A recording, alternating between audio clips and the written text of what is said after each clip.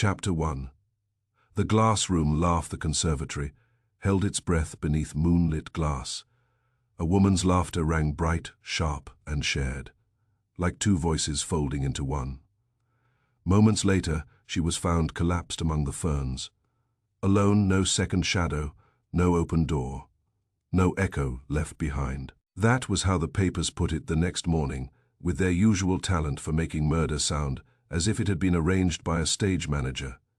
The truth, when it first came to us, arrived by telephone at 11 minutes after midnight, which is a discourteous hour unless the caller is bringing money, murder, or both. I was in the office of the old brownstone on West 35th Street, typing a letter Wolf had dictated, and then decided was too generous in tone. The letter was to a man in Albany who had sent him bulbs advertised as rare orchids and had instead delivered botanical insults. Wolf was at his desk, not reading, not sleeping, but engaged in that private campaign of stillness by which he makes the furniture seem nervous. From the kitchen came the faint sound of Fritz Brenner completing the late supper. Wolf had eaten dinner at 8, as always, but a man of his build and principles does not let the clock tyrannize his appetite. Theodore Horstmann was upstairs with the orchids, probably whispering encouragement to specimens Wolf had insulted at 6.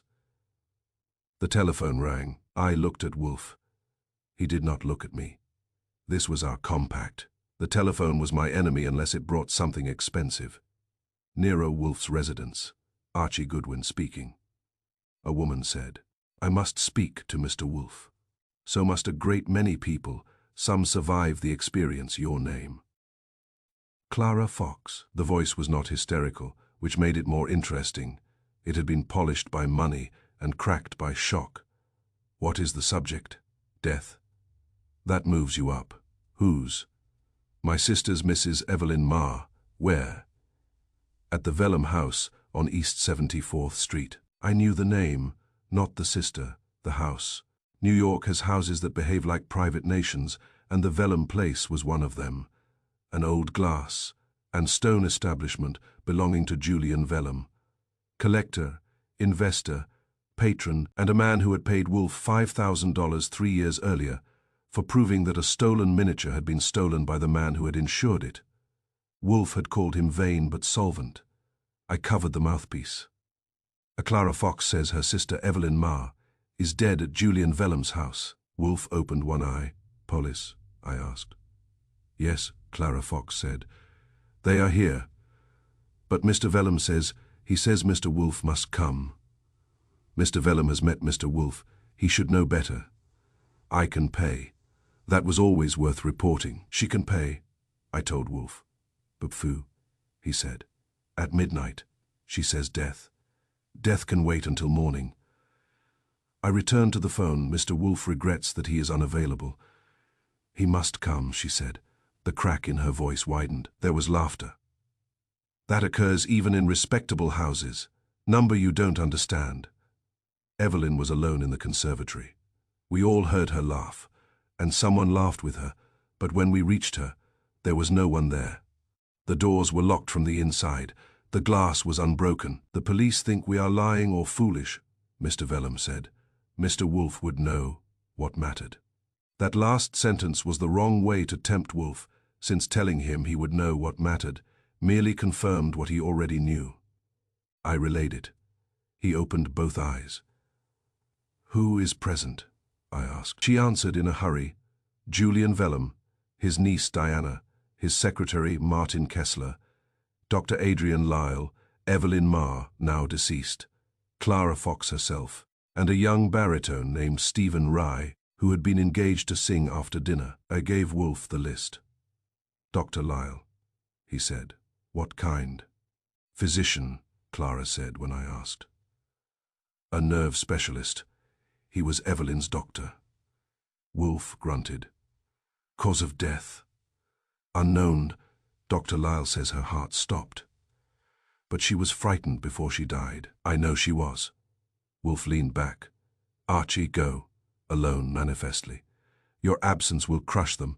They will recover, bring facts. What kind? Facts that do not laugh. I put on my coat. Wolf had already closed his eyes again. At the door, I turned. If Mr. Vellum asks why you didn't come, tell him I was restrained by intelligence. Mine. The night was clear after a day of rain, and the streets had that washed black shine that makes headlights look expensive. I drove north and east, past sleeping shops and awake taxis, and reached the Vellum house at 12:40. It stood between two apartment buildings, as if refusing to admit the century had changed. Iron gates, stone front, high windows, and behind the main structure, visible from the side court, a glass conservatory glowing faintly under the moon. A patrolman at the door tried official obstruction until I mentioned Wolf and Inspector Kramer in the same breath, which was unfair but effective. Inside, a butler, with a face like an unpaid bill, took my hat and informed me that the family was in the drawing room. Name, I asked. Briggs. Yours or the house's? He did not answer. That made us even. The drawing room was long, warm and full of people pretending not to watch one another. Julian Vellum rose when I entered. He was 70, small, neat and hard, with white hair brushed back and eyes that had probably valued every object in the room at least twice. Goodwin, he said. Where is Wolf? At home, protecting his digestion, he sent me. I asked for Wolf. You got his eyes, ears, legs, and occasionally his temper. Use them. Vellum compressed his lips but accepted the bargain. Clara Fox came toward me. She was 40-ish, handsome in a disciplined way, with dark hair and a widow's black dress, though I later learned her husband had merely left her, not died. Her hands were steady, but too tightly clasped. My sister is still there, she said. In the conservatory? Yes. Who found her? I did. We all heard the laughter. I was nearest the door. Take me. A plainclothes detective objected from the mantel. Nobody goes in there. I looked at him. Name. Sergeant Malloy. Good. I'm Archie Goodwin for Nero Wolf.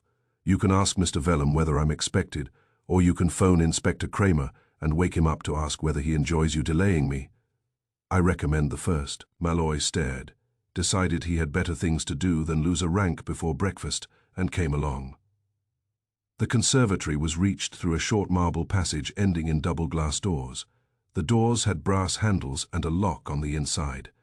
One pane near the handle had been smeared by fingers, but not broken. Inside, the air was wet and warm, heavy with earth, leaf mold and flowers.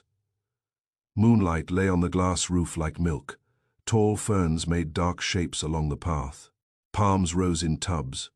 A little fountain whispered to itself in the center, which under the circumstances was tasteless. Evelyn Marr lay on a narrow stone walk near a bank of ferns.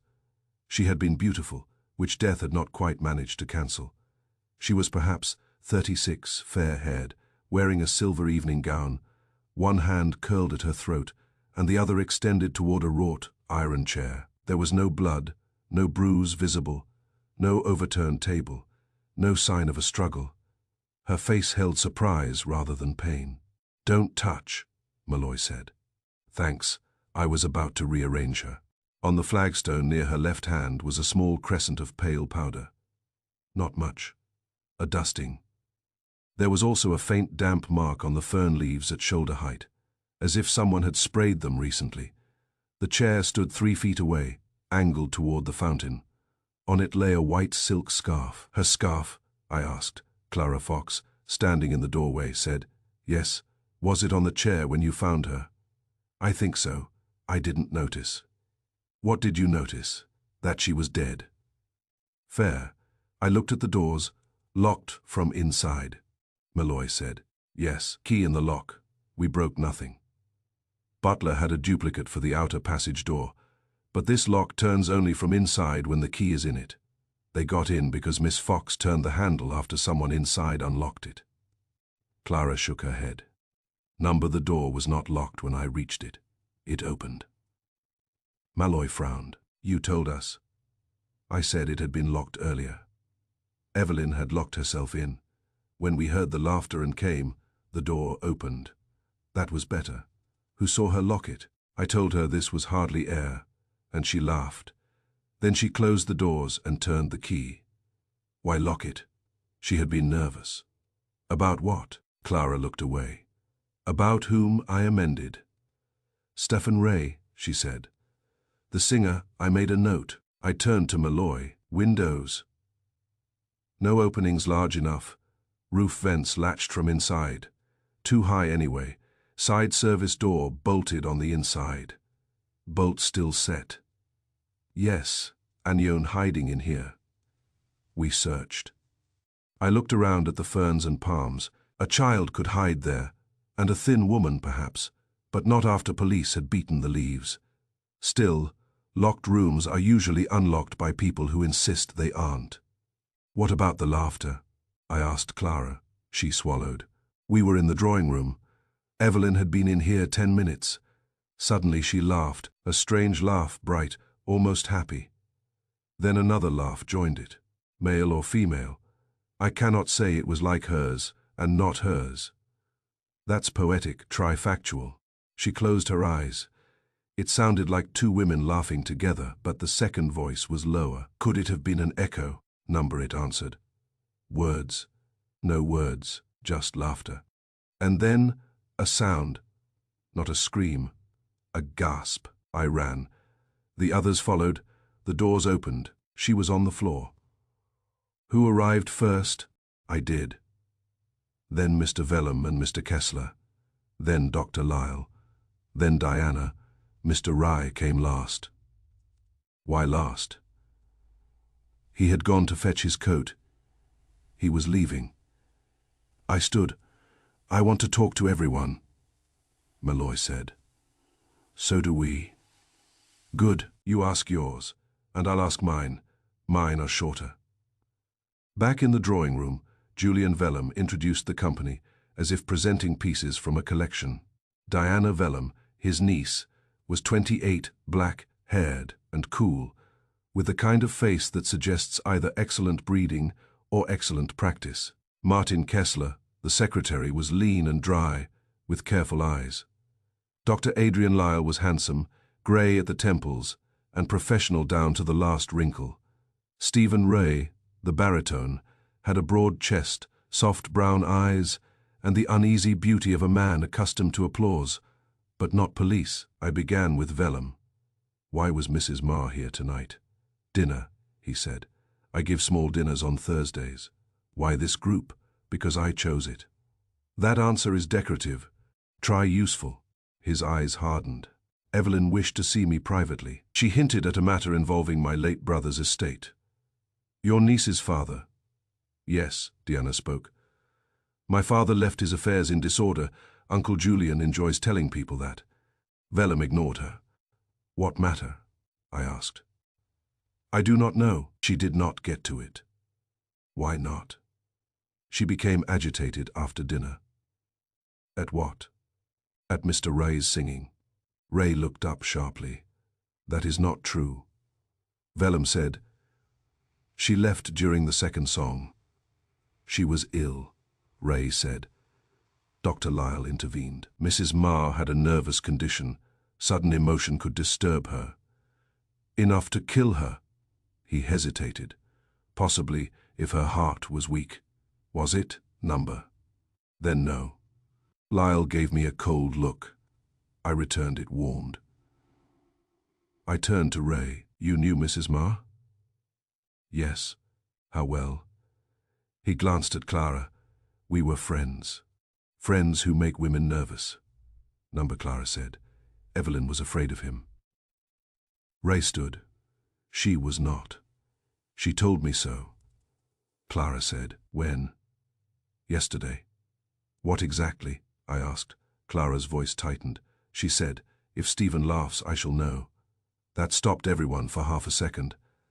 I wrote it down. Know what? She would not say. Ray's face had gone pale. That's nonsense. Most useful things are. At first, did you laugh tonight? Number. You sang. Yes. What songs?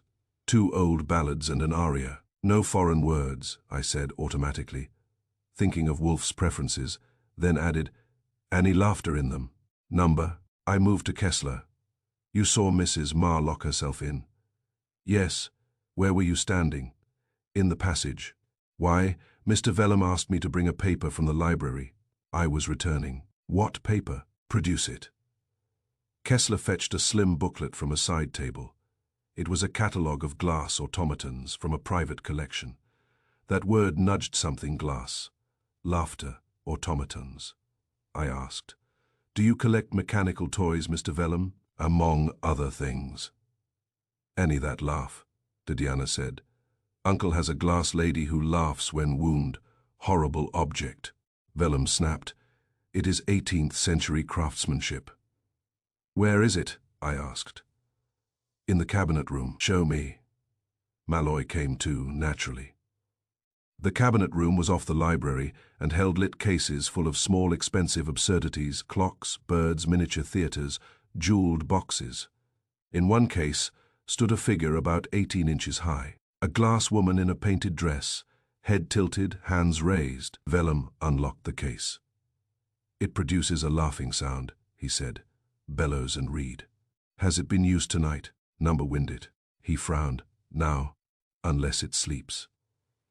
He took a little key from his chain and wound the figure. It shivered, lifted its glass head, and laughed. It was bright, sharp, and distinctly unpleasant, also feminine. Also capable, in a glass room, of being mistaken for a second voice. Clara Fox had followed us. When the sound came, she put both hands to her mouth. That was it, she whispered. That was the second laugh. Malloy looked pleased, which was premature. I asked Vellum. Who had access to this? Myself, Kessler, Briggs for cleaning. And anyone at dinner? The case was locked. Keys, my chain. Kessler as duplicates for the rooms, not the cases. Kessler said, I do not have cabinet keys. Does the automaton move easily? Vellum looked offended. It is delicate. That means yes if carried carefully. We returned to the conservatory. I looked again at the scarf on the chair, the fountain, the damp fern leaves, and the powder near Evelyn's hand. The laugh had come from a device, perhaps. But where was it now? Not in the conservatory, unless hidden. I bent near the fountain. The basin had water, lilies, and a bronze frog spitting a thin stream. Behind the frog, wedged under a leaf, was a tiny sliver of clear glass. I pointed. Malloy retrieved it with a handkerchief. Vellum said, That is from the automaton. Maybe, I said, or from something like it. Dr. Lyle said sharply, This is fantasy. Mrs. Marr died of cardiac arrest. Everyone dies when the heart stops, I told him. The question is who arranged the stopping. I asked to see Evelyn's room, if she had left anything. She had not stayed there, but her wrap and handbag were in a guest cloakroom. In the handbag were a compact, lipstick, gloves, a theatre stub, and a small folded note. The note read, Tonight in the glass room, you will hear the truth laugh. No signature. I took it to the drawing room. Clara recognized the paper. Evelyn showed me one like that yesterday. She burned it. Did she know who sent it? She thought so. Who? She looked at Ray. The singer stood again. I did not send it. Wolf would have enjoyed the way he said it. Too much indignation. Too soon. I phoned West 35th Street from Vellum's library at 1:40. Wolf answered after Fritz, fetched him, and I gave him the facts. Not the atmosphere. Though there was enough of it to bottle. When I mentioned the automaton, he grunted. When I mentioned glass toys at 2 in the morning, I said, you could show appreciation. I am appreciating inwardly the powder. Unknown, near her hand fern leaves, damp scarf on chair, laughing automaton in cabinet room, maybe involved, glass sliver in fountain. Note.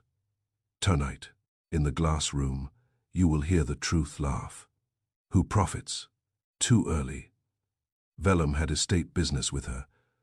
Sister says Ray frightened her. Doctor says nerves. Niece dislikes uncle. Secretary sees locks. Butler behaves like a butler. Cause of death. Pending, Lyle says heart. I don't trust him because he wants us to. Good. Bring the note. Anything else? Yes. Do not let them convert laughter into a ghost. It is mechanism or deception. That's what I thought. Number, that is what you should think. I hung up before leaving. I took one more walk to the conservatory. The body had been removed. Without Evelyn Marr, the place looked less tragic and more guilty. Moonlight still lay across the glass panes. The ferns were still wet. The fountain still whispered. On the chair, the white scarf had been bagged by police, leaving an empty curve of iron. I stood where she had fallen and looked toward the doors. If someone had been there, she would have seen them. If no one had been there, she had been killed by something placed before. There was a faint mark on the stone beside the chair.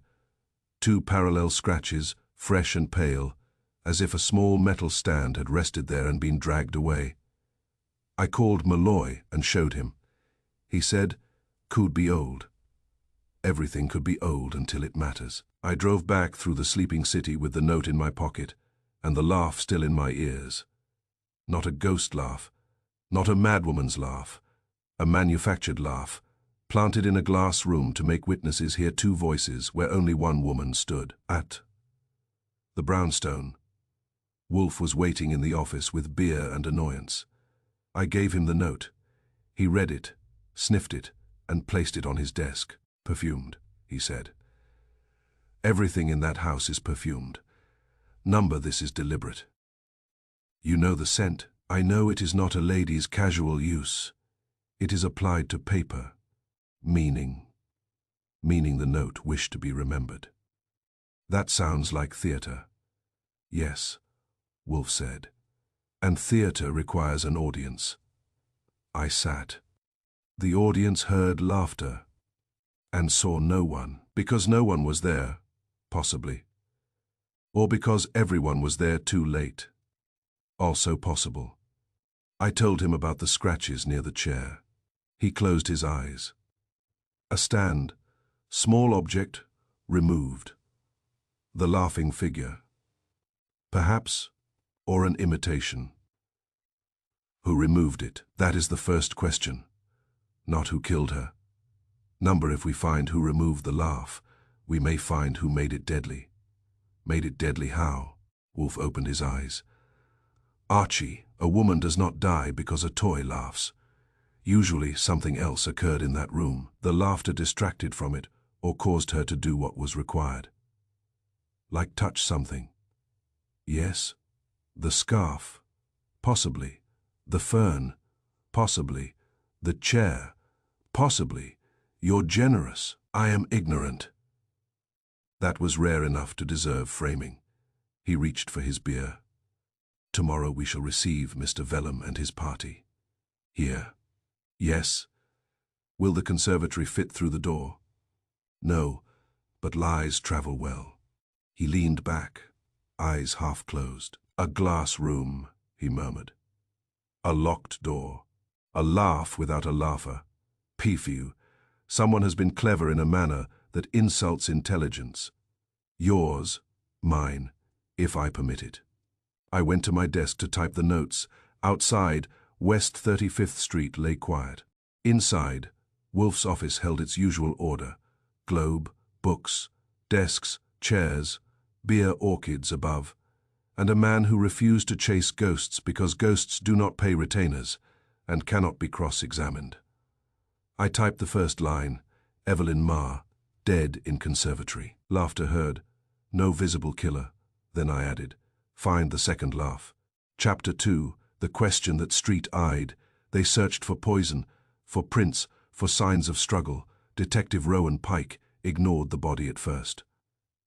"A laugh is never born alone," he muttered. The question was not who killed her, but who answered her joy. That remark came to us at breakfast, carried by Inspector Kramer over the telephone, and delivered with the affection of a brick. I had just put a fork into one of Fritz's better omelettes when the bell rang in the hall, and since Wolf regards telephones at meals as evidence of collapsing civilization, I answered it. "Goodwin," Kramer said. "Is Wolf awake?" "He is not only awake, he is feeding. That puts him beyond legal reach." "Put him on. He's armed with ham." Goodwin. I took the instrument into the dining room. Wolf looked at it as if I had brought him a snake. Inspector Kramer, I said. He has news, complaints, or both. Wolf took the receiver without lifting his elbow from the table. Yes, he listened. His face did not change, which meant something had changed elsewhere. No, he said, that is not evidence. It is a conclusion with a badge. A pause. Who said that? Another pause. Indeed. He handed the receiver back to me. Mr. Kramer wishes to be disagreeable with you. I took it. Resume. County detectives in it. Kramer growled. Rowan Pike. Don't ask me why. Vellum has influence, and the house sits near a jurisdictional wrinkle. Pike's looking at the sound. The sound? The laugh says a laugh is never born alone. I told him to write greeting cards. I like him already. Don't ease trouble. I hung up and reported. Wolf continued eating, but slower. Rowan Pike again, I said. He ignores corpses and studies furniture. In the veil business, he liked seats. Now he likes laughter. Wolf swallowed. He attends to circumstance. That is uncommon. Kramer thinks he's trouble. Kramer thinks thought is trouble. At 10:30 Pike arrived with a small envelope and a manner too quiet for a policeman. He was lean, grey-eyed, and polite without wasting any of it. Wolf received him in the office from behind his desk. I took mine, Pike said. Mrs. Marr was not poisoned, at least not by anything ordinary. No wound, no sign of struggle. Her heart stopped. Many hearts do, Wolf said, usually with assistance. Pike nodded. That is what bothers me. Everyone is asking, what stopped it? I am asking what started the laugh. Wolf's eyes half closed. Proceed. Pike opened the envelope and placed on Wolf's desk a small flake of glass, a scrap of pale powder folded in paper, and a photograph of 2 scratches on stone. The laugh heard by the witnesses was partly mechanical, Pike said, possibly made by Vellum's automaton or a copy. The scratches mark where a small stand rested near the iron chair. The powder was found near her left hand. What powder? Preliminary report, says powdered sugar and ground shellac. I said, dessert and furniture, Polish, a balanced diet. Pike ignored me, which showed character. Wolf's eyes opened.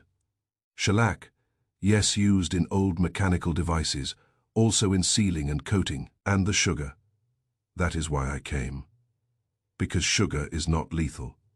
Because it attracts ants, Pike said. That got Wolf's full attention. Ants, Wolf repeated. Pike nodded. There were several dead ants near the fountain. Small black garden ants.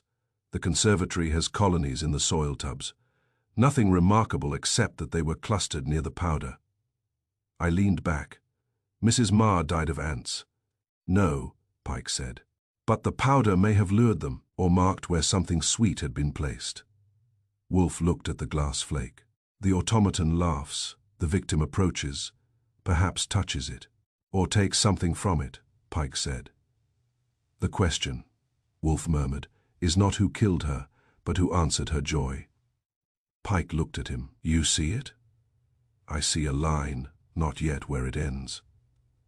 At noon, Julian Vellum and his household arrived under pressure from Kramer, who came to so that no one would enjoy it. The office filled, Vellum, stiff and polished, Clara Fox, white-faced, Diana Vellum, cool and watchful, Martin Kessler, dry as paper, Dr. Adrian Lyle, professional and offended, Stephen Ray, handsome and uneasy, Briggs the butler correct to the point of invisibility. Wolf did not rise.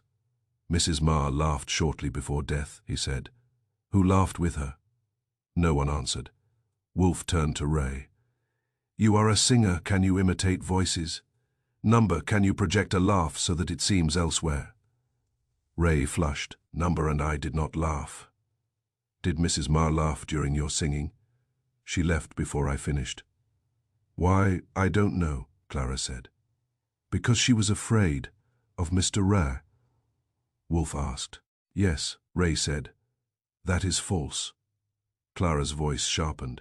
She told me, if Stephen laughs, I shall know. Wolf's gaze moved to Dr. Lyle. What did that mean? I have no idea. But you were her doctor, for nervous exhaustion, not riddles. Did she suffer hallucinations? Then the second laugh was real. Lyle hesitated. Real to her, perhaps. Wolf's lips tightened. A convenient phrase. I distrust it. He turned to Vellum. Your laughing automaton, who had access. Myself, Kessler. Briggs for cleaning. Kessler, the secretary said. I have room keys, not cabinet keys. Briggs. The butler inclined his head. I clean under supervision. Diana. She smiled faintly. Uncle does not trust relatives with toys. Wise of him, Wolf said. Diana's smile vanished. Pike spoke from near the bookcase. The automaton in the cabinet has a chip missing from its left sleeve. Vellum stiffened. What? The glass flake from the fountain matches the missing chip. That stirred them. Ray stared at Vellum. Clara looked at Kessler. Diana looked at no one. Wolf said, Then the automaton was in the conservatory. Vellum snapped. Impossible. Nothing impossible has occurred, Wolf said. Only something concealed, Kessler said. The figure was in its case after dinner. I saw it. When? Just before Mrs. Marr entered the conservatory. Then it was removed later. By whom? That is the question that stayed, Wolf said. Silence. Wolf leaned back. Mrs. Marr received a note. Tonight, in the glass room, you will hear the truth laugh. That note was designed to bring her to the automaton. She expected revelation. She heard laughter. She answered it with her own. Then she died. Clara whispered, Why would laughter kill her? It did not, Wolf said. It made her do something. What? Approach, touch, bend, take, smell, breathe. We shall learn which, Pike added. The scarf on the chair had traces of the same sugar, shellac powder. Dr. Lyle said sharply, That proves nothing. No, Wolf agreed, but it speaks. And unlike people, it is not vain. I watched faces, Vellum angry, Kessler pale, Ray frightened, Diana attentive, Lyle too controlled. Clara grief struck, but listening, Wolf saw them too. At present, he said, I know this much. The second laugh was placed there. It was not a ghost, echo or fancy. Therefore, someone entered the conservatory before Mrs. Marr died, or arranged for an object to be there. Someone removed it afterward. Someone wished all of you to hear laughter and misunderstand it. Kramer growled, You got a name, number. Then what have you got? Wolf's eyes opened. A better question. After they left, Pike remained a moment. You think the laugh was bait, he said. I do. And the death? The hook? And the killer? Wolf looked at the glass flake on his desk. The hand that wound the toy. When Pike had gone, I said, You like him. I tolerate him. That's practically adoption, Archie. Yes, sir. Find out who bought powdered shellac in Manhattan this week, and whether Mr. Ray can imitate a woman's laugh. That's 2 errands, one dull, one embarrassing. Begin with the embarrassing one. It may be more informative. I got my hat. In the hall I could still hear that mechanical laugh in memory bright, sharp and dead. Evelyn Marr had laughed because she thought truth had arrived. It had, but it had come wearing glass. Chapter 3, The Witness of Walls. The conservatory doors were locked from the inside. Windows sealed, glass unbroken, air still as a held secret. Guests swore. They heard laughter, 2 tones, not one, but only one set of footprints crossed the tiled floor. That was the fact that annoyed Wolf. Not the locked doors. Locked doors are usually locked by fools, liars, or mechanics, not the unbroken glass. Glass is dramatic, but seldom honest, not even the 2 voices laughing, though Clara Fox had repeated that detail. until it had begun to sound like a family curse. Number Wolf disliked the footprints. "They are too few," he said. This was at 9:30 the next morning in the office. After he had breakfasted on coddled eggs, sausages, toast, and enough coffee to power a municipal building. He sat behind his desk with the photograph Pike had sent spread before him. The picture showed the tiled floor of the conservatory, pale squares dampened faintly by condensation. Across them ran one broken trail of marks, Evelyn Marr's evening slippers, from the door toward the iron chair. "No return, no second set," he said. "Too few is better than too many. It saves arithmetic." Fui. Murderers prefer too few. It invites superstition. The police are not superstitious, they're just confused. A distinction without utility. He picked up the photograph with 2 fingers and studied it as if it had personally disappointed him. Pike says slightly, "Warm room, cold glass, midnight air. Enough to hold a print if someone crossed after the mist formed." "And the guests?" "All swear no one entered after Evelyn. Clara saw her turn the key." Kessler says the same. A few minutes later they heard the laugh. Clara ran first. Door opened, Evelyn down. "No one else." "Door opened," Wolf muttered. "Yet had been locked. Maybe Evelyn unlocked it after laughing, and died conveniently afterward. People are inconsiderate that way." He put the photograph down. She crossed to the chair. She did not cross to the fountain, not according to prints, and the glass flake was found in the fountain. Yes, then either the flake was placed there before she entered, or someone reached the fountain without stepping on the tiles. Flying murderer, number a tool. That was Wolf. No ghosts, just hardware. At 11, Pike came with Malloy and brought more facts. Malloy brought his face. It had settled into permanent suspicion, a useful expression for a policeman, because eventually it fits something.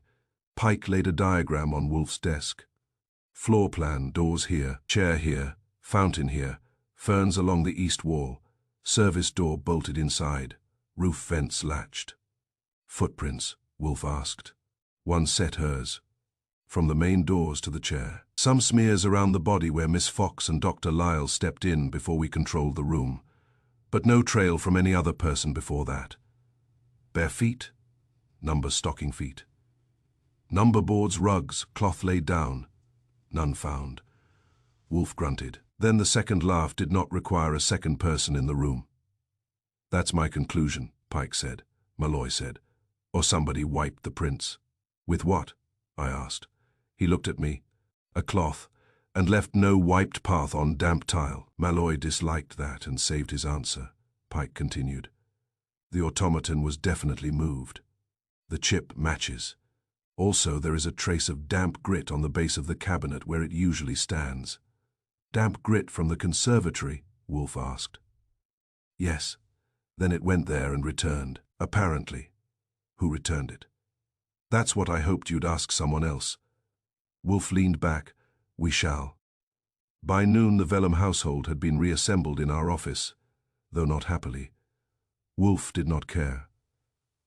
Happiness is not required of witnesses. Julian Vellum sat stiffly, offended by the chair. Clara Fox clutched a handkerchief, but did not use it. Diana Vellum looked bored, which meant she was interested. Martin Kessler folded himself neatly beside the bookcase. Dr. Lyle had the smooth face of a man who had decided not to be impressed.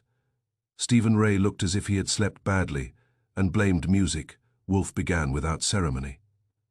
"The conservatory floor bears only Mrs. Marr's prints. Therefore no person walked with her," Clara whispered. Then the second laugh was made by an object. Vellum snapped. "My automaton was in its case. Before or after Both? That is unlikely." Kessler said, "I saw it in the case after dinner." "At what time?" "About 10:50.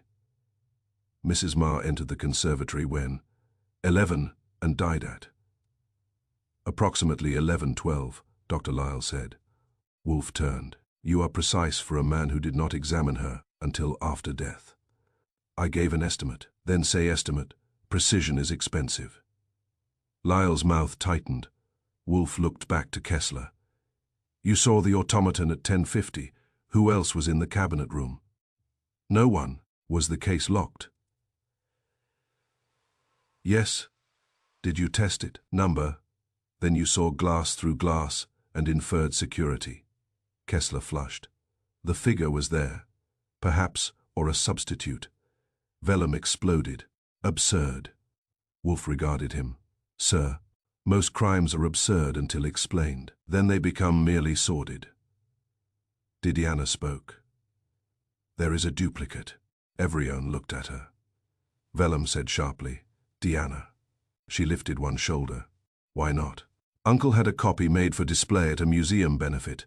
It never worked properly. It is stored in the attic cabinet. Wolf's eyes opened. A duplicate automaton, not exact, Vellum said. A replica, inferior. Did it laugh? When repaired? Yes. Who knew of it? My household. Mrs. Ma. Vellum hesitated. Possibly. Mr. Ray. Ray said. I saw it once. Dr. Lyle. No, Lyle said. Too quickly. Diana smiled faintly. Doctor, you attended Uncle's winter dinner. He showed it to everyone. Lyle looked at her. I had forgotten. Memory, Wolf said, is often loyal to convenience. I wrote that down, Pike asked. Where is the duplicate now? Vellum said. In the attic cabinet, I assume. Malloy left to phone his men, Wolf continued. Mrs. Marr entered the conservatory expecting Truth to laugh. A laughing object was placed near the chair. She approached it. Her print stopped there. She collapsed there. The object disappeared, and later returned. Or another object did, Clara said. But how could anyone remove it? We ran in at once. Did you? Wolf asked. Yes. How many seconds after the laugh? I don't know. Estimate. 10, perhaps 15. Kessler said. Longer. Miss Fox froze first. I did not. You did, Kessler said. You cried her name before running. Clara stared at him. Wolf pounced softly. How long, Mr. Kessler? 30 seconds, perhaps more. That is time. For what? Ruddy demanded. For a prepared object to vanish, Wolf said. Objects don't vanish, I said. They do if pulled. Wolf pointed to the diagram. From the chair to the fern bank. From the fern bank to the service vent line, perhaps by cord, a small automaton placed on a low-wheeled stand could be drawn into concealment without footprints. Pike nodded. That would explain the scratches. And the glass flake in the fountain, dislodged as it passed, Wolf said. Or deliberately thrown there to suggest the original. Vellum said. This is fantasy. No, Wolf said. Fantasy requires imagination. This requires string. Diana laughed once. I like him. You would, Vellum said. Wolf ignored them. Mr. Ray, did you enter the conservatory before dinner? Number after dinner? Numbered. Did you know Mrs. Marr had received the note? Number, Clara said. She thought you sent it. I didn't. Why would she think so? Ray looked down. Because I had written to her before.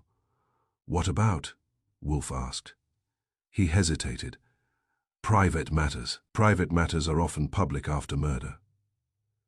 Ray's voice hardened. I asked her not to tell something. What?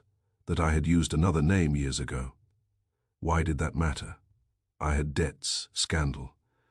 Nothing to do with murder. Wolf's gaze moved to Dr. Lyle. And you, Doctor? What did Mrs. Marr know of you? Nothing. That is rarely true between doctor and patient. She was under strain. She confided fantasies. About laughter, Lyle said nothing. Wolf let the silence lengthen. It served him better than shouting. Finally, Clara said, Evelyn told me Dr. Lyle had lied to her. Lyle turned. That is false. She said you told her she was ill when she was not. Wolf's eyes sharpened. Why? I did no such thing, Lyle said. Then why did she say it? How should I know? Because you were her doctor. The room held. Malloy returned, face red. The duplicate automaton is gone. That did it. Vellum stood. Impossible, Wolf said. The impossible has been busy. Pike asked.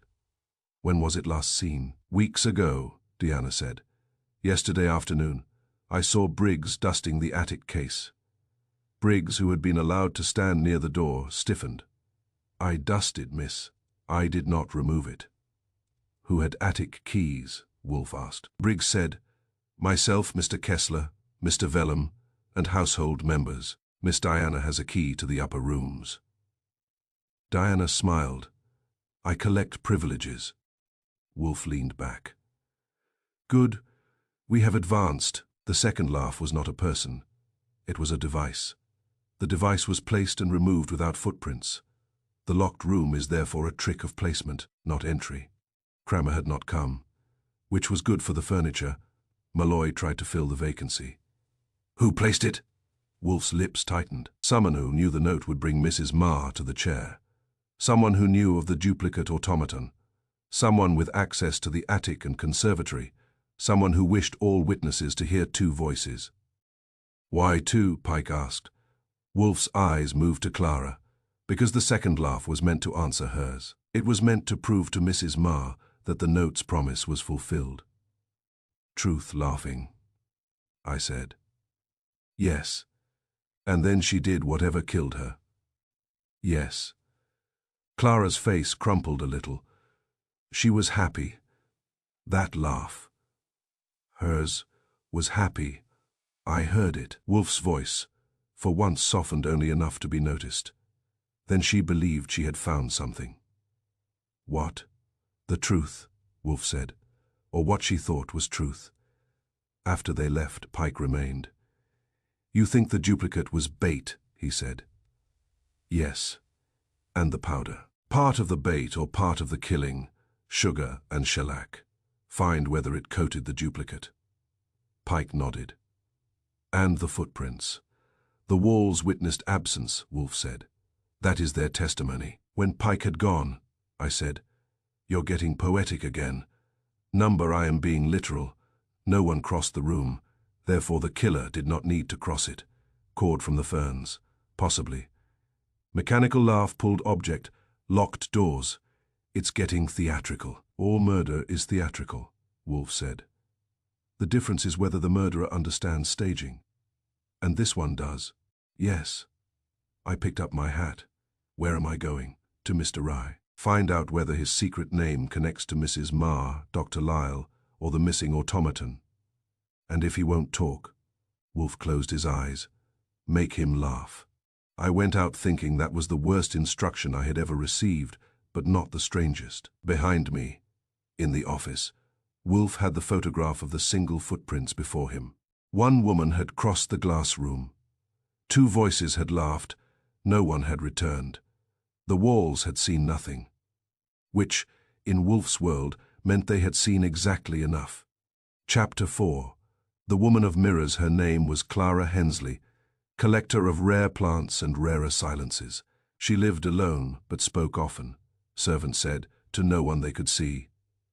Mirrors filled her halls, angled like questions without answers. Rowan noted how reflections doubled everything except truth. By 2 that afternoon, Clara Hensley had become interesting enough for Wolf to dislike her on principle. We had Clara Fox, the dead woman's sister. But Clara Hensley was another Clara entirely, which was inconsiderate. She had entered the case by way of a plant receipt, found in Evelyn Marr's handbag by Pike, and delivered to Wolf with the grave air policemen use when paper begins to behave. The receipt was from Hensley Conservatories for one Datura alba, delivered to the Vellum house 2 days before Evelyn died. I read the name aloud and looked at Wolf. Datura, that's poisonous, isn't it? Wolf's eyes opened. Many things are poisonous. So is incompetence, but it is not rare. Is the plant relevant? Find Miss Hensley. She's a woman of plants. That's your department. Number orchids are my department. Murderous houseplants are yours. So I went. Clara Hensley lived on Riddle Street, one of those short Manhattan byways that look as if the city forgot to finish them. Her house was narrow, old, and privately hostile. The windows were tall and curtained. The brass knocker was shaped like a hand holding a leaf, which I considered unfriendly symbolism. A maid admitted me after taking my card and disapproving of it. In the hall I discovered what Pike had meant by mirrors. They were everywhere. Long mirrors, round mirrors, Venetian mirrors, smoked mirrors, mirrors framed in brass, ebony, and ivory. Stand anywhere, and you could see yourself leaving before you had entered. Clara Hensley received me in a room crowded with plants. She was 50, perhaps, with silver hair and a small, precise face. She wore grey silk and no jewelry except a green stone ring. Her eyes were calm and remote, as if she had learned long ago that emotion damages furniture. "Mr. Goodwin," she said. "For Nero Wolfe, that's the arrangement." "I know of Mr. Wolfe. He grows orchids and opinions. Both thrive indoors." She smiled faintly. "You have come about Evelyn Marr, and a plant." Ah, that little word carried no surprise. I sat without being invited, since standing among mirrors made me feel outnumbered. "You supplied a datura plant to Julian Vellum," I said. "To his conservatory, not to him personally." "Who ordered it?" "Mrs. Marr." That was new. "When?" "3 days ago." "Why?" "She said she wished to compare its bloom with a memory." "A memory?" That was her phrase. "Was she a customer?" "Occasionally. Evelyn liked flowers she could dramatize."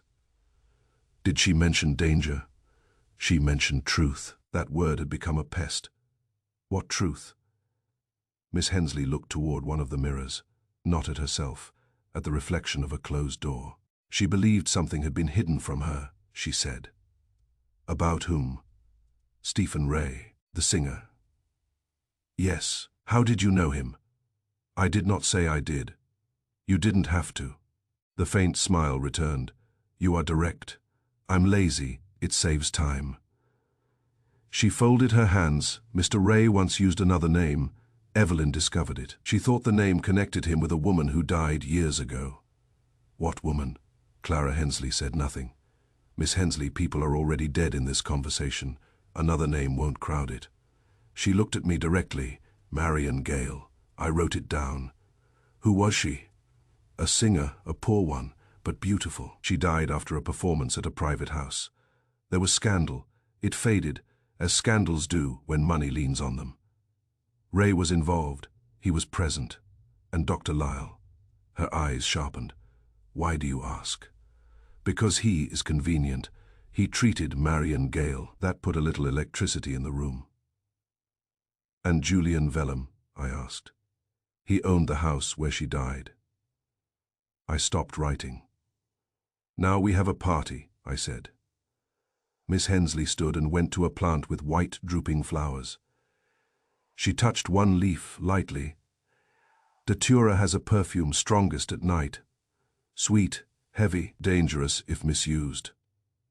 "Could it kill Evelyn Marr?" "Not by being admired, by being prepared." "Yes. Prepared by whom?" "Someone who understands plants or medicine. Like you, like Dr. Lyle." That was neat, too neat. The maid came in with a tray. Miss Hensley did not offer me tea, which showed sense. While the maid poured, a voice came from the hall. "Clara." It was soft, female, and close. The maid did not react. I turned. No one stood there. Miss Hensley said evenly, "The house carries sound." "Does it also carry visitors?" Number I rose and stepped into the hall. Mirrors caught me in fragments. At the far end, one reflected a pale oval that might have been a face, or only light from a side window. I went toward it. Nothing. A closed door, a vase, my own reflection looking skeptical. When I returned, Miss Hensley was seated again. "Servants say you speak to people they can't see," I said. "Servants improve silence with invention, do you?" "Speak to no one. Often it is safer than speaking to someone." I liked that, against my judgment at 4. Pike arrived at the Hensley house. He had the look of a man who had followed a thought instead of a street. "Goodwin," he said. "Miss Hensley. You know each other." By reputation, Pike said. Miss Hensley inclined her head. Detective Pike once returned a stolen fern without arresting the thief. The thief was 8, Pike said. Justice has ages, apparently, I said. Pike ignored me and studied the mirrors. This house is built for misdirection. Built for light, Miss Hensley said. Samey thing if angled correctly. He walked the hall slowly, stopping at each mirror. Reflections double everything. Except truth, Miss Hensley said. Pike looked at her. You knew Evelyn Marr was coming to Vellum's conservatory. She told me. She also told you about the note. Yes, you did not inform police. There were no police then. You did not inform anyone. She asked me not to. Why? Miss Hensley's face closed. Because she wanted to confront a memory. What memory? Marion Gale. Pike nodded as if that confirmed something. Marion Gale died 19 years ago. Same social circle, same physician, same collector. And now same laughter, I said.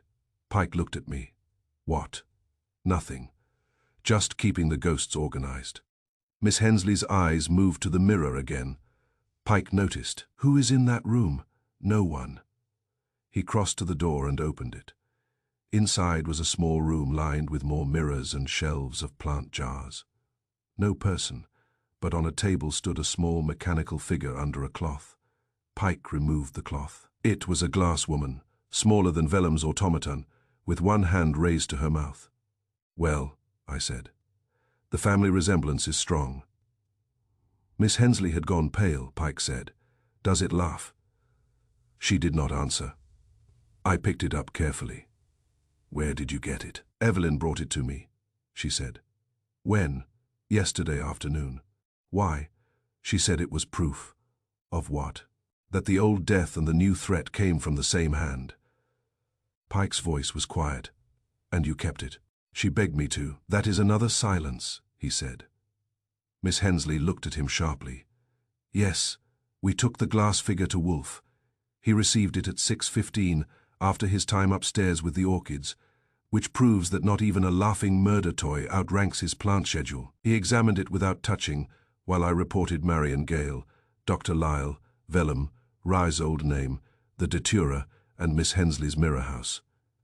When I finished, Wolf said, the case has acquired a past. Most people do. Not all pasts are motive. This one smells like it. Datura. That too. Pike, who had come along, said. The second automaton was not Vellum's duplicate. It may be this one. Wolf nodded. A portable laugh, easily placed, easily removed. By whom? I asked. Wolf looked at the glass woman. By someone who knew Evelyn Marr, would recognize it. And laugh? No, Wolf said. Not merely laugh, respond, Pike said, to what she believed was truth. Yes, I looked at the toy. Can we wind it? Wolf pushed it away. Not here. Afraid. Prudent. I do not permit unknown mechanisms to perform in my office. That show business lost. He turned to Pike. Have it examined carefully. For powder plant extract and a release device. Pike nodded. I said, you think the laugh delivered the poison?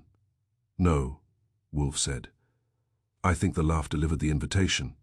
To touch it. Or to lean close. Datura perfume. Possibly. Dr. Lyle. Possibly, Miss Hensley. Possibly. You're generous again. I am not generous. I am not yet ready. He leaned back, eyes nearly closed.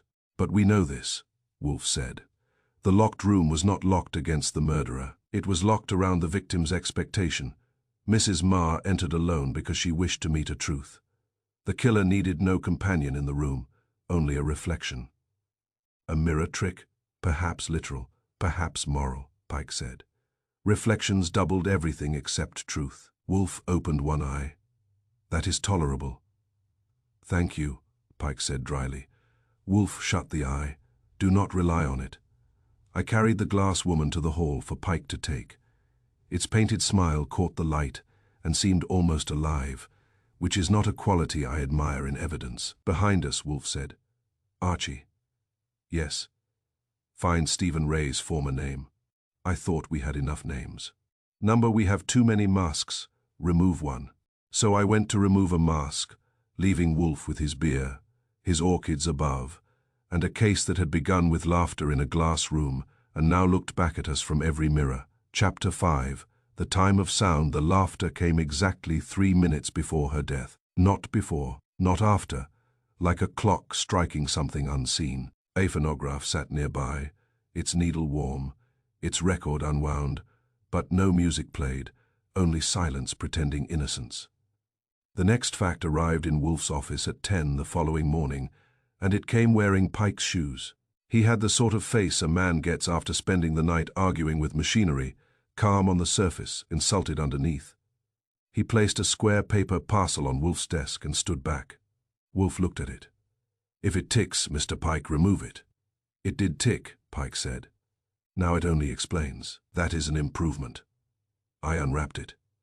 Inside was a small phonograph record, black, thin, and innocent looking.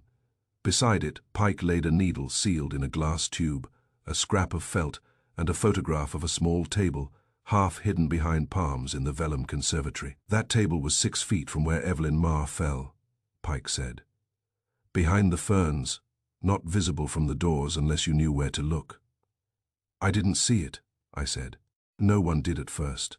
The plant tubs masked it. On it was a portable phonograph." Wolf's eyes opened, playing. Number silent, but the needle was warm. "Warm," I said. "Needles don't blush." This one had been heated by friction. The motor had recently run down. Wolf leaned back. "Ah," Pike nodded. "No music." The record contained laughter. "That got even me quiet," Pike continued. 2 laugh tracks. One a woman's laugh, probably Evelyn's own, copied from a private recording. The second mechanical, like Vellum's automaton. They were pressed together, so one seemed to answer the other. I said, "A duet for murder." Wolf frowned at me. "Do not decorate," Pike said. The laughter played exactly 3 minutes before Dr. Lyle estimates death. "Estimate," Wolf said. Supported now by the clock in the conservatory, it stopped at 11:12 when the house current flickered. We checked the electrical log, a brief overload at 11:09. I sat straighter. The laugh at 11:09, death at 11:12? Yes. Why would the power flicker? Pike tapped the photograph. Because the phonograph was wired to a timing switch, crude but effective. It released the record, played the laugh, and triggered something else 3 minutes later. Wolf's eyes had become narrow slits. Something else. We haven't found it yet. Then it is not explanation, it is direction. Pike accepted that. At 11, the Vellum group came again. They had begun to dislike Wolf's office, which showed taste but poor judgment. Wolf's chairs are more comfortable than police benches, and his questions more dangerous. Julian Vellum looked furious. Diana looked amused.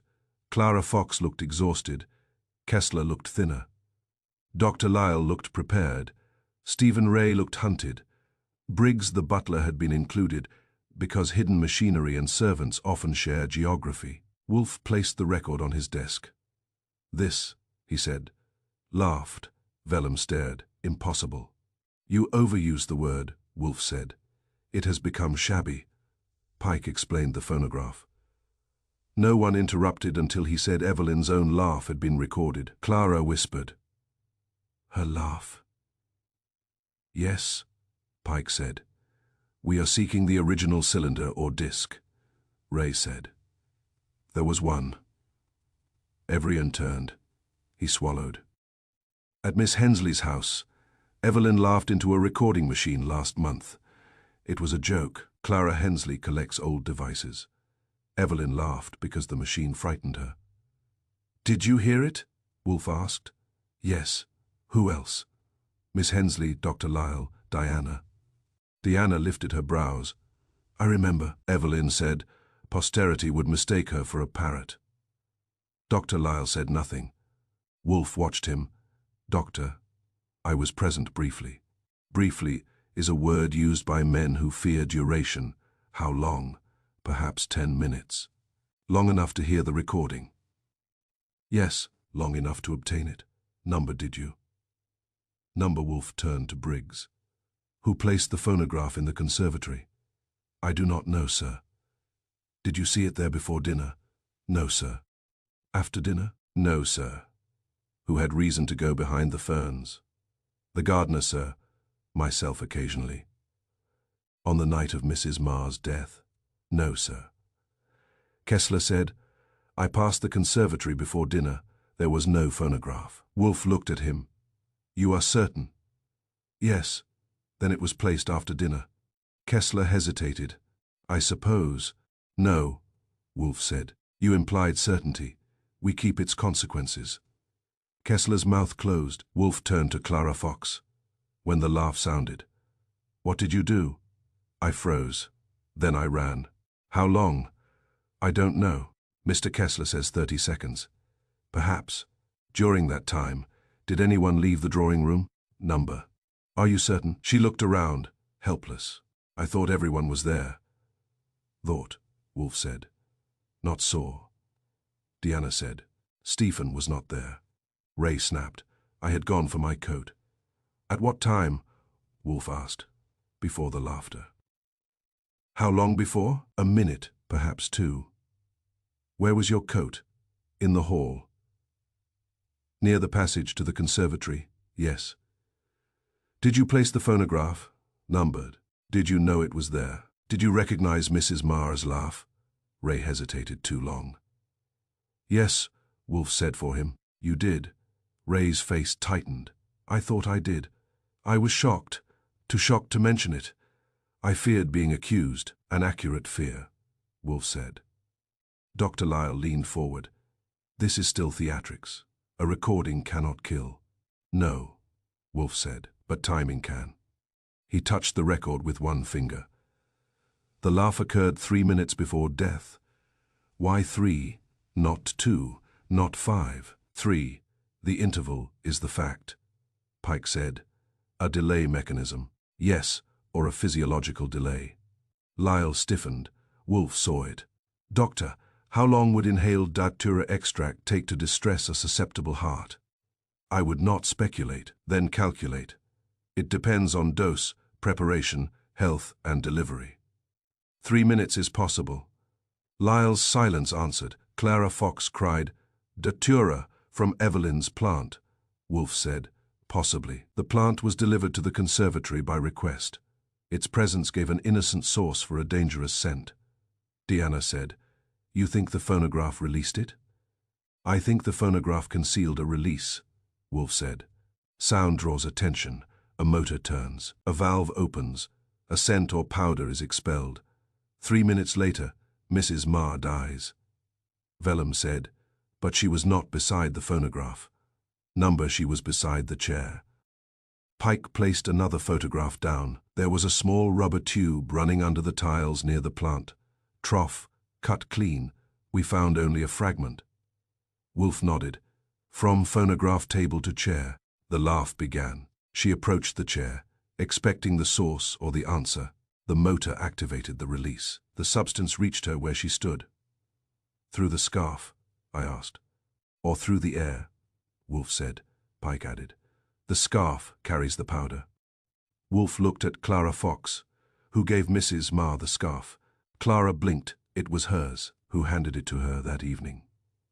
I don't know, Deanna said softly. Dr. Lyle did. Lyle turned. I merely picked it up when she dropped it. When? Wolf asked. Before dinner. Where? In the hall. Did you apply anything to it? Number Deanna smiled a little. Doctor, you are very careful with your hands. Lyle's eyes hardened. Miss Vellum enjoys malice. And you enjoy prescriptions, she said. Wolf raised a hand.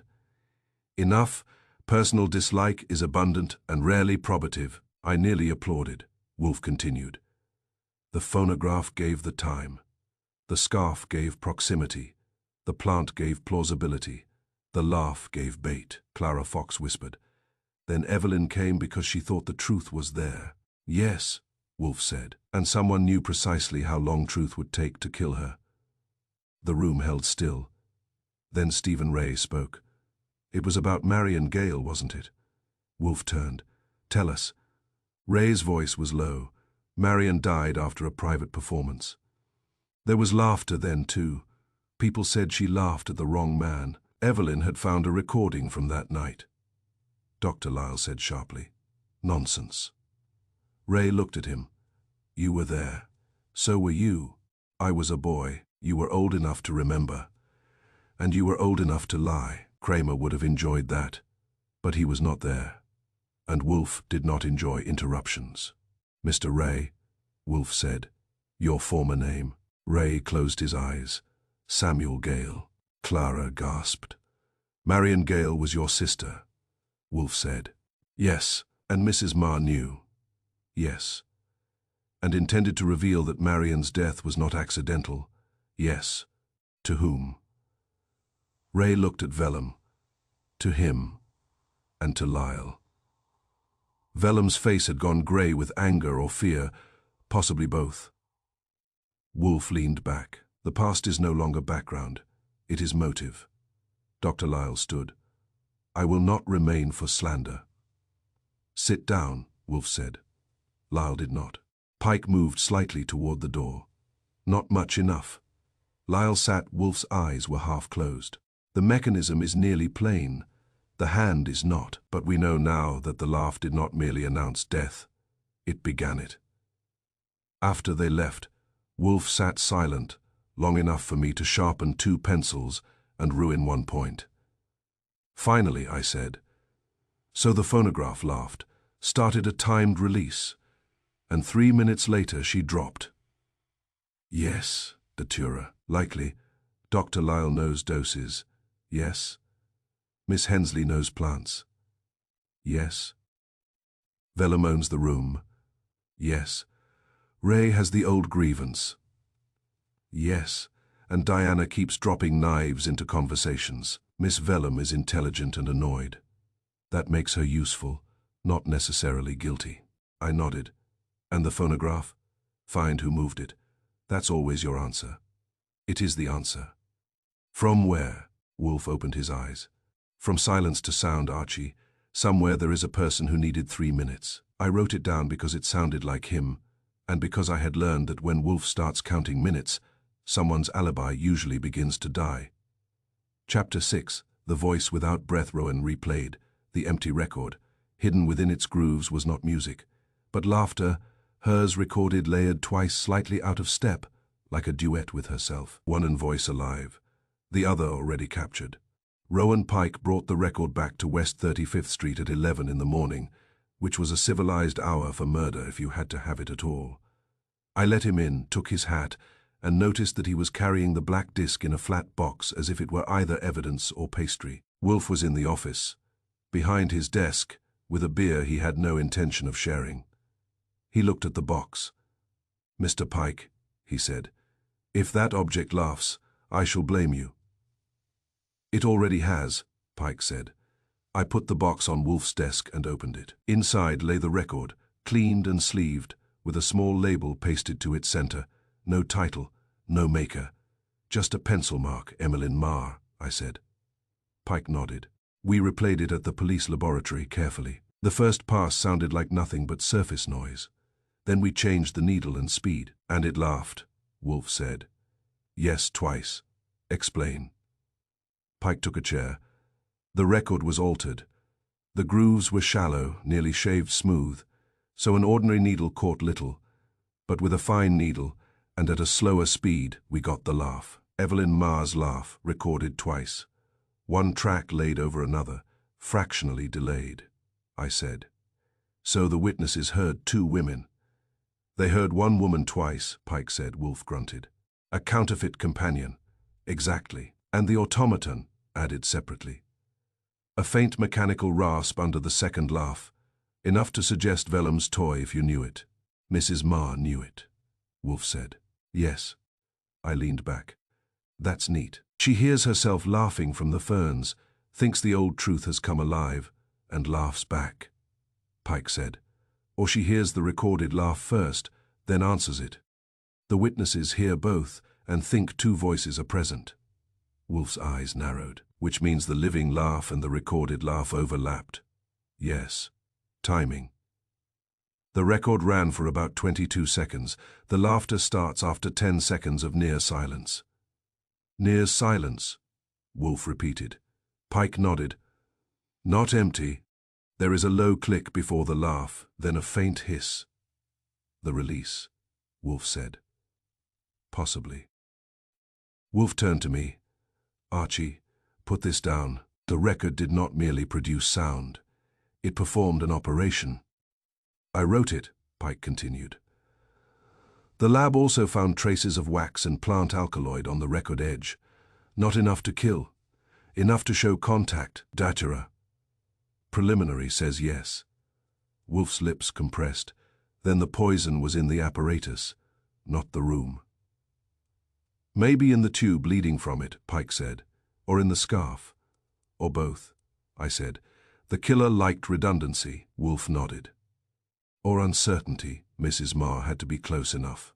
The laugh brought her close. Pike placed another paper on the desk. There's more.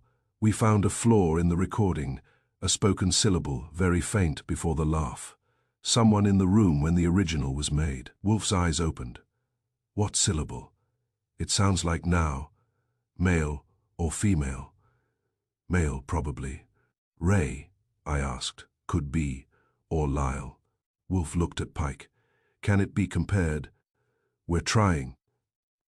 At noon, Wolf had them assembled again. I was beginning to know their footsteps, Vellum's sharp and offended, Diana's light and self-possessed, Clara Fox's hesitant, Kessler's neat, Dr. Lyle's measured, Ray's restless. Miss Clara Hensley was added this time, and she entered Wolf's office as though mirrors might appear at any moment, and prove disappointing. Wolf did not waste greetings. The second voice heard in the conservatory was Mrs. Marr's own recorded laughter, he said. Clara Fox put a hand to her mouth. Stephen Ray closed his eyes. Dr. Lyle looked not surprised, which I noticed. Wolf went on. The record was altered so that ordinary inspection would find silence. Properly played, it contains 2 layers of laughter, one slightly delayed. To witnesses at a distance, it would sound like 2 women laughing together. Diana said, a duet with a ghost. No, Wolf said, a duet with a machine. Vellum snapped. Who made it? That, Wolf said, is the current discomfort. He turned to Ray. Mr. Ray, or Mr. Gale, as you were once known, you were present when Mrs. Marr's laugh was recorded at Miss Hensley's house. Yes. Did you speak the word, now, before she laughed? Ray frowned. Possibly, I don't remember. Did you operate the machine? Number Miss Hensley did. All eyes turned to Clara Hensley, she said. I began the recording. Mr. Rye stood near Evelyn. Dr. Lyle was by the mantel. Miss Vellum was at the window. Was Mr. Kessler there? Number Mr. Vellum? Number, who had access to the record afterward. Miss Hensley said, it remained in my music room. Unlocked. Yes. Then everyone at that gathering could have taken it. Not everyone, she said. Only someone who returned later. Wolf's eyes sharpened. Who returned? Dr. Lyle. Lyle's face hardened. I called the next day. For what? To discuss Mrs. Marr's treatment. Miss Hensley said, you asked about the recording machine. I was curious. Curiosity, Wolf said, is the mask worn by many thefts. Lyle rose halfway. I did not steal a record. Sit, Wolf said. Lyle sat, but badly. Wolf turned to Diana. You were also present. Yes. Did you return to Miss Hensley's house? Number, can that be verified? I didn't know I was supposed to arrange an alibi for a theft I did not commit. That is often the murderer's difficulty, Wolf said. Diana smiled faintly. Then I am careless, perhaps. Wolf looked at Ray. Did Mrs. Marr know that Marion Gale was your sister when the recording was made? Yes. And she intended to reveal facts about Marion's death? Yes. To whom? To Mr. Vellum and Dr. Lyle. Vellum said sharply, I had nothing to fear from Evelyn Marr. Ray laughed once, bitterly. You had 19 years to practice saying that. Vellum's face reddened. Your sister died of weakness. She died after being given something to calm her, Dr. Lyle said. That is a lie. Ray turned on him. You prescribed it. I treated hysteria. Wolf's voice cut through them. The dead are not assisted by volume. Silence. Wolf folded his hands over his middle. The old death matters only if Mrs. Marr had proof. Did she? Miss Hensley said. She believed so. What proof? A letter Marion wrote before she died. Evelyn had found it among old music papers. Where is it? I don't know. Did she bring it to Vellum's house? I believe so. Clara Fox said. She had an envelope in her bag before dinner. It was gone afterward. There was the familiar little movement in the room. Everyone not looking at everyone else. Wolf said. Another missing object. Good, good. Clara cried. Good for clarity. Murderers steal what matters, Pike said. The handbag had no envelope when searched. Wolf nodded. Then the killer sought both death and document. I wrote. Record, letter scarf, plant phonograph. The case was beginning to resemble a small orchestra, and every instrument had blood on it. Wolf returned to the record. The laugh was not spontaneous. It was prepared. It used Mrs. Marr's own voice to summon her, that required possession of the record, technical alteration, placement in the conservatory, and connection to a timed release. A singer might understand sound, a doctor might understand dosage, a collector might understand mechanisms, a secretary might handle access, a household member might manage rooms.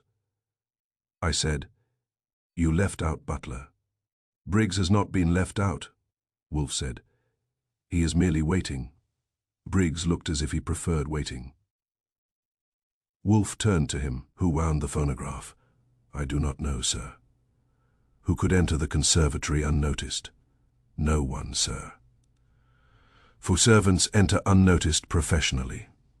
Briggs's dignity suffered but survived. Did Dr. Lyle go toward the conservatory before dinner? Briggs hesitated. Lyle snapped. Answer truthfully. Briggs looked at Wolf instead. Yes, sir. He asked the way to the smoking room. He went wrong. I corrected myself, Lyle said. Wolf said.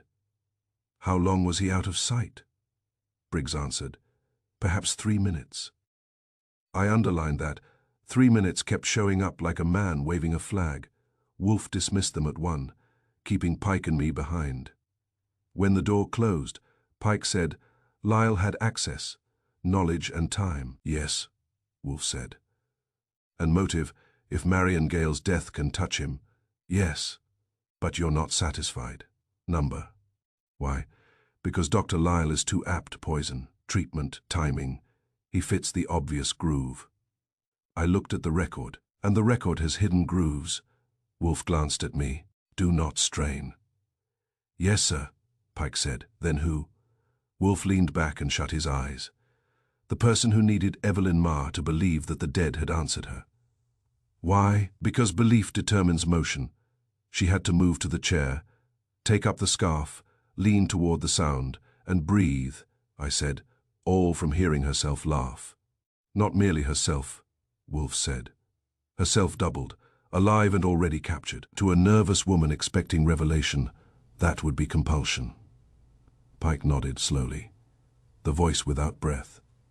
Yes, Wolf said, and behind it, a hand with breath enough to lie. After Pike left, I asked, do I go after the missing letter? Of course. Where? Begin with Stephen Ray. He has grief, anger, and concealment. Such men keep souvenirs. And if he doesn't, then proceed to Dr. Lyle. Such men destroy them. I got my hat, Wolf added. Archie. Yes, do not laugh at anything in this case. I hadn't planned to.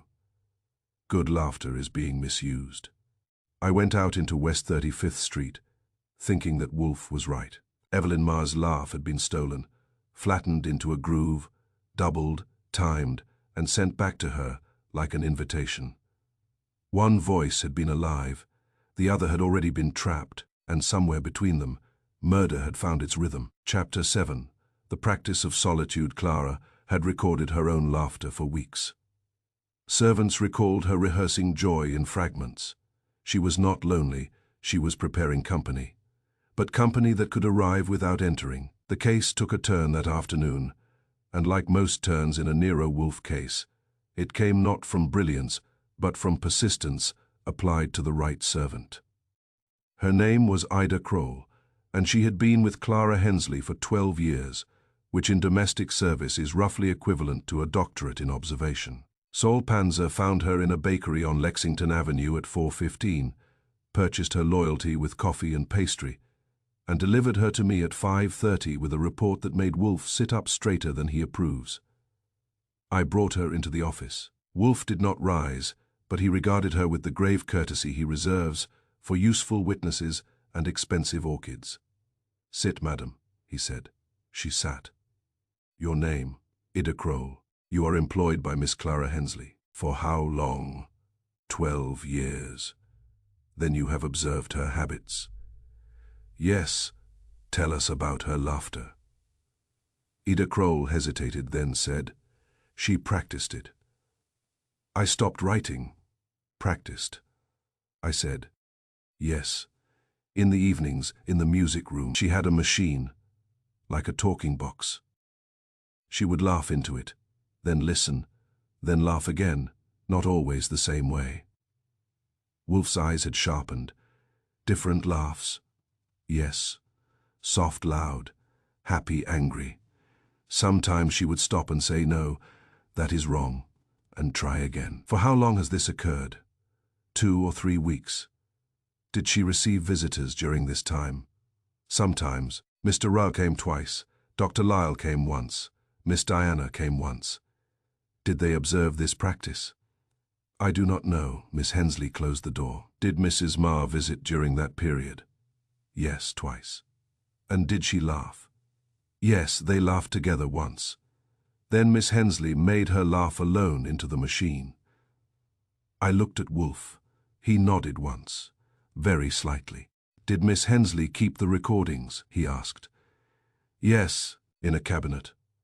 Locked, numbered. Did anyone remove any? I do not know." "Did Miss Hensley ever speak to someone when alone?" Ida Kroll's face tightened. "Yes." "To whom?" "I could not see." "Did she answer herself?" "Yes." "How often?" "Many times." "Did this trouble you?" "Yes." "Why did you remain?" "She pays well." Wolfe inclined his head. "A sufficient reason," I said. "Did she ever mention Mrs. Marr after the last visit?" "Yes," she said. "She will hear it now." "Did she say what it was?"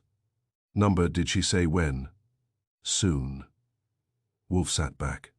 That was his version of applause. When Ida Kroll had gone, I said, "So Miss Hensley rehearsed laughter, recorded it, and collected variations like stamps?" "Yes," Wolfe said. "And she made Evelyn do the same?" "Yes. And now we have a record that contains Evelyn's laugh, doubled and timed?" "Yes." "So Miss Hensley could have made it?" "Yes." "That's too easy." "Correct." I sighed. "You're predictable." "I am reliable," Wolfe said.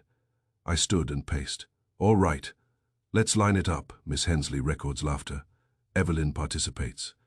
The record is taken, altered, and used in the conservatory. The laugh draws Evelyn to the chair. The mechanism triggers. She dies. Yes. Miss Hensley had the source material. Yes. Access to the duplicate automaton. Yes. Yes. Then why not arrest her? Because she lacks one essential component, Wolfe said. What necessity? I stopped. She's eccentric, not homicidal. Eccentricity is not exculpatory. But she had no immediate gain from Mrs. Marr's death. Revenge. On whom? Vellum Lyle. Ray. Then why kill Mrs. Marr, who sought to expose them? Good point. Wolfe nodded. Miss Hensley prepared material. She did not deploy it. I sat again. Then someone used her work. Yes. Summonen, who had access to her house. Yes. Ray visited twice. Yes. Lyle once. Yes. Diana once. Yes. And servants. Yes. I rubbed my chin. Ray had motive. His sister Marion. Lyle had motive, if he caused Marion's death. Vellum had motive, if scandal threatened him, Diana. Has motive if inheritance or reputation is at stake, Wolf said. Then all of them could use the recording. Yes. And the laugh becomes a tool anyone can pick up. Precisely. I leaned back. But Ida said, Miss Hensley told Evelyn, she will hear it now. That sounds like intention. Yes, but intention doesn't equal action. Number unless she handed the record to someone. Yes, or someone took it. Yes. I drummed my fingers. Then the key is who had both the recording and the technical skill to alter it and integrate it into the phonograph device. Yes. Ray knows. Sound? Yes. Lyle knows dosage. Yes. Vellum knows mechanisms. Yes. Deanna knows access. Yes. I laughed once. We're back where we started. No, Wolf said. We have advanced. We now know the laugh was prepared long before the murder and meant to be used. Yes, meaning the plan predates the dinner by weeks, meaning the killer knew Evelyn would come to Vellum's house. Yes, or arranged it. Precisely. I stopped. Arranged it. Yes. Who invited her? Mr. Vellum, Wolf said. Then he set the stage. Or allowed it to be set. Same difference. No, Wolf said. A difference that will matter. I sat down slowly. So the dinner itself is part of the plan. Yes. Guests chosen, timing arranged. Location fixed. Yes. And Evelyn brought into the conservatory. Yes. And the laugh waiting. Yes. I shook my head. That's not improvisation. That's architecture. Good, Wolf said. You are learning. Slowly, painfully. Same thing. Wolf ignored me, I said. There's something else. Ida, said Miss Hensley, spoke to someone unseen. Yes. Rehearsing conversation. Yes. Practicing both sides. Yes. I frowned. That sounds familiar. Explain. Like someone preparing not just laughter, but dialogue, a scene. Yes. A scene with two voices. Yes. One real, one recorded. Yes. And Evelyn stepped into that scene. Yes. I leaned forward. So the killer didn't just use the laugh, he used the idea of a second presence. Exactly. To make her believe she was not alone. Yes. And that belief guided her actions. Yes. I sat back. That's manipulation. That is murder, Wolf said. I grinned. You're consistent. I am correct. I stood. So what's next? Wolf closed his eyes. We remove solitude. Meaning, we bring them together, all of them in this room. The final gathering. Not yet final, Wolf said, but decisive. And what do we ask? Wolf opened his eyes. We ask, he said, who needed a companion that could arrive without entering. I picked up my notebook. Outside, the city moved as usual, unaware that somewhere between a recorded laugh and a real one, a woman had died because she believed she was no longer alone. Inside, Wolf sat immovable, assembling the company that would finally include the one person who had never been seen. Only heard, Chapter 8, the poison that waited no marks on her skin, no struggle in her breath. Rowan found the truth in a teacup, untouched but not unused, a delayed poison, swallowed earlier, waiting for a moment to bloom. She chose when she would fall, time to the echo. The teacup arrived at West 35th Street in a cardboard evidence box, which offended Wolf before he knew what was in it. Cardboard, he said, regarding Pike's parcel with open distaste. It has no dignity. Neither has murder, Pike said. That is not an argument for ugliness. I took the box, opened it, and found a white porcelain cup with a blue rim, a saucer, and a folded laboratory sheet. The cup looked innocent, but so did half the people we had interviewed. And innocence had been having a poor week, Pike said. It was in Clara Hensley's music room, not Vellum's house, I asked. Number Hensley's used the afternoon before Mrs. Marr died. Wolf's eyes opened. By whom? Evelyn Marr. I sat straighter. Pike continued. Miss Hensley served tea while they made the recordings. Mrs. Marr drank from this cup. The maid washed the service afterward, but this cup had been set aside on a window ledge. Miss Hensley said it had a crack and was to be discarded. Convenient, I said. Very, Pike agreed. The crack preserved residue. Wolf extended a hand. Pike gave him the report. Wolf read it without moving anything but his eyes. Delayed alkaloid preparation, he said. Derived from datura, Pike added. Not enough to act at once. Combined with a sedative compound. The medical examiner says it could produce collapse later if the victim became excited, exerted herself, or inhaled a stimulant vapor. I whistled softly. So the conservatory didn't kill her? No, Wolf said. It summoned the poison. Pike nodded. She swallowed it earlier. The laugh, the room, the scarf, the vapor, whatever happened there, set the final minute in motion. I looked at Wolf. Then she was already dead when she arrived. No, he said. She was already loaded. That's cheerful. It is accurate, Pike said. Here is the odd part. The cup contained enough residue to show she drank willingly. No sign of bitterness disguised. It was sweetened heavily. Sugar, Wolf said. Yes. The powder near her hand was sugar and shellac, I said. Sugar again. Wolf nodded. The murderer used sweetness twice. Once to prepare, once to direct. Or Evelyn did, Pike said. Wolf looked at him. Pike said, she may have known she had taken something. That made the room colder, I said. You mean suicide? No, Wolf said at once. Pike agreed. Not suicide, but she may have known the timing mattered. Wolf leaned back. Explain, Mrs. Marr had been warned. The note said she would hear truth laugh. She had been rehearsing, recording, expecting revelation. If she believed the old recording would expose Marion Gale's death, she may have arranged to enter the conservatory at the proper moment. Then the laugh was not merely bait, Wolf said. It was appointment. Yes. I frowned. Hold it. Are we saying Evelyn timed her own collapse? Perhaps unknowingly, Wolf said. Perhaps by following instructions. Instructions from whom? That is the question. At noon, Wolf summoned them again. By now the Vellum party entered the brownstone with the air of people arriving at a dentist who charged extra for truth. Clara Hensley came too, wearing grey and carrying her solitude like a shawl. Dr. Lyle glanced once at the evidence box and then looked away. That was worth a nickel.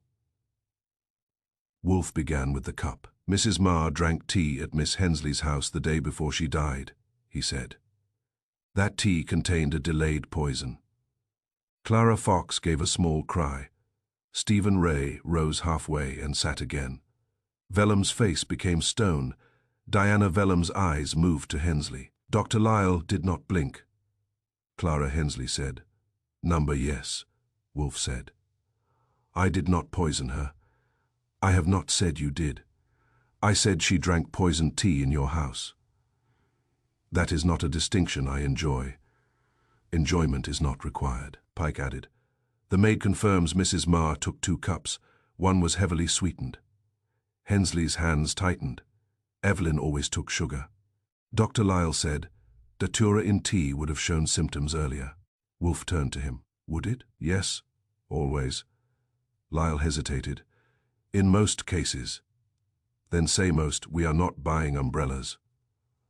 Deanna smiled faintly. Lyle ignored her. Wolf continued. The preparation was delayed. It waited. The conservatory event completed it. Clara Fox whispered. Completed. The laugh excited her. The scarf or vapor supplied additional stimulus. She moved, breathed, perhaps bent over the source. 3 minutes later she fell. Stephen Ray said, then she was murdered before she reached Vellum's house. Partly, Wolf said. That's monstrous. Yes. Wolf looked at Miss Hensley. Who prepared the tea? My maid brought the tray. I poured. Who had access to the tea before that? The kitchen staff, myself. Visitors, if they were alone in the room. Was Dr. Lyle alone there? She glanced at him. For a moment. Lyle snapped. I came to retrieve my gloves. Your gloves travel widely, I said. He gave me a look that would have curdled milk. Wolf turned to him. Doctor, did you know Mrs. Marr would visit Miss Hensley? Yes, she told me. Why? She was my patient. Not a sufficient answer. She spoke of nerves, memories, and foolish experiments with recordings. Did you advise against tea? What? Did you advise against excitement, night air, strong scent, datura flowers? I advised against agitation. But not against Miss Hensley's plant room. Number. Because you needed her agitated later. Lyle stood. That is an accusation. No, Wolf said. It is a test, and I reject it. You cannot reject arithmetic. Mrs. Marr drank poison at Miss Hensley's house. She died at Mr. Vellum's conservatory. Between those events lies knowledge, medical knowledge to prepare delay, botanical knowledge to disguise it, and social knowledge to place her at the appointed time. Deanna said quietly, that makes 3 people. More, Wolf said, but fewer than before. Clara Hensley spoke, low and clear. Evelyn expected to expose Dr. Lyle. Lyle laughed once. It was an ugly sound. She expected many things. Hensley turned on him. She had Marian's letter. She brought it with her. Marian wrote that Dr. Lyle had given her drops before she sang at Vellum's house. She feared them. Ray's face twisted. Where is that letter? I don't know, Wolf said. Mrs. Marr brought it to Vellum's dinner. Yes. And it disappeared. Yes. Lyle sat again, but his composure had developed cracks. Wolf leaned back. Now we have repetition. Marian Gale died after receiving a doctor's drops. Evelyn Marr died after receiving delayed poison. Both deaths surrounded by performance, sound, and social concealment. Vellum said, you imply scandal to protect incompetence. No, Wolf said. I imply murder to expose it. Silence followed. Then Pike placed another sheet on Wolf's desk. The cup also showed a fingerprint in the sugar residue partial. Not Miss Hensley's, not the maid's. We're comparing. Lyle looked at the door, only once. But I saw it. Wolf saw it too. Doctor, Wolf said, do you wish to leave? Number good. It would be premature. When the guests departed, Wolf retained Pike and me. I said, Lyle, possibly. Possibly he has the knowledge, access, motive, old history, and he looked ready to bolt. That is why, possibly. You distrust tidy packages. I distrust packages tied by murderers, Pike said. What about Hensley? The poison began in her house. She prepared company, Wolf said. Not death. You're sure? Number, but her conduct is consistent with obsession, not concealment. She preserves. The murderer removes. The missing letter, I said. Yes. The killer took it because it proved the old death, and the new one would silence Evelyn before she spoke. Pike nodded. But why the laughter? Wolf closed his eyes. Because Evelyn required it. She was not forced into the conservatory by threat, but drawn by expectation. She chose when she would fall, believing she chose when truth would speak. That's cruel, Pike said. Yes, Wolf said. Cruelty is often clumsy. This was not. Therefore we need the person who knew both her courage and her weakness. I reached for my hat. Where now? Find the letter. Again, until found. And if it's burned, then find who burned it. I went to the door, Wolf added. Archie. Yes? Ask Saul to learn whether Dr. Lyle purchased or prescribed scopolamine, chloral, or tinctures of datura in the past month. Medical errands, lovely. And find who handled the sugar at Miss Hensley's tea. I left with the feeling that the case had changed shape. The locked room was no longer merely glass and doors. It had widened backward in time to a teacup, a recording room, and an old death that had waited 19 years to laugh again. Evelyn Marr had not been struck down by the sound. She had carried death inside her, time to answer it. Chapter 9. The Man Who Wasn't There. Rumors spoke of a lover who never visited by day. Letters found in drawers, all written in her own hand. She had built a companion from ink, voice, and reflection. And in the end she laughed with him, because he could not betray her. Saul Panzer found the letters, which was no surprise. If Saul had been asked to find a sigh in a windstorm, he would have returned with it folded in tissue. He brought them to the brownstone at 5, in a brown envelope, and handed them to me with his usual expression of mild apology for being useful. Wolf was upstairs with the orchids. I took the envelope, told Saul to stay, and waited until 6:11, when Wolf descended from the plant rooms with the air of a man returning from a superior climate. "What?" he said. "Letters," I told him. "Evelyn Marr's secret lover." Wolf sat. "A lover, that's the rumor." Rumors are vermin. Proceed. I opened the envelope. The letters were written on pale blue paper in a graceful hand. There were 12 of them, each addressed to Evelyn, each signed with a single initial M. I read 3 aloud. They were tender, intelligent, and just theatrical enough to be embarrassing. The writer spoke of moonlit glass, of voices kept safe in machines, of truth that would one day laugh without fear. Wolf closed his eyes. "Archie, yes, compare the handwriting." "With Evelyn's yes, I already did." "Same hand. Then there is no lover." "There is a lover," Saul said quietly, "but she invented him." Wolf opened his eyes. "Report." Saul sat. The letters were in a locked drawer in Evelyn Marr's bedroom. Miss Fox knew of them, but had never seen the envelopes. The servants said Mrs. Marr often wrote late at night, and then read the letters the next morning, as if receiving them. She also made recordings alone. Laughter, phrases, questions, answers. I said, "She built company." "Yes," Saul said, "from ink and voice." Wolf looked at the letters and reflection. I nodded. "Mirrors again," Saul continued. "She visited Clara Hensley often because Miss Hensley had old recording machines and mirrored rooms. Mrs. Marr was fascinated by the idea of speaking to a voice that returned later. Did she call the lover M because of Marion?" Wolf asked. Saul's eyebrows lifted. "Possibly. One letter refers to the first M who died singing." "Marion Gale," I said. Wolf grunted. "So Mrs. Marr merged memory and invention. Dangerous." "Lonely?" I said. "Loneliness is dangerous when given tools." At 7, Wolf had Clara Fox brought in. She came reluctantly, and grief had worn her thinner. Wolf indicated the red leather chair. "Sit, madam," she sat. "Your sister wrote these letters to herself." Clara closed her eyes. "Yes, you knew." I guessed. Evelyn denied it. "Why did she do it?" Clara's voice was low.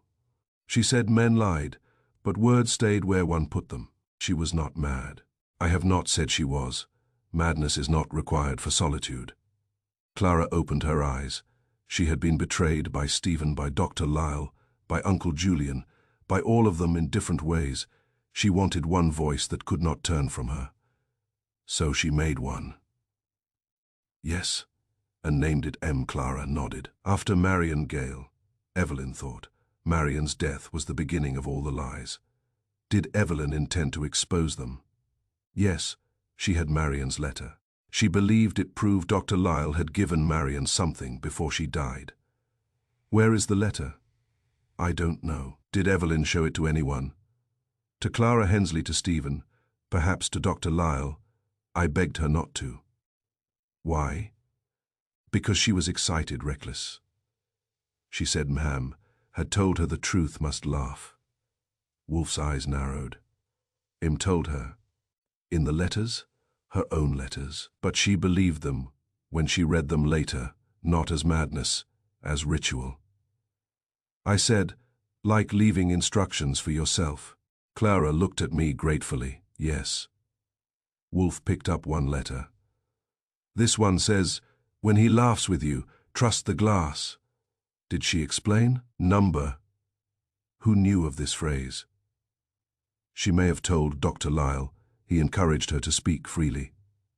Of course he did, Wolf said dryly.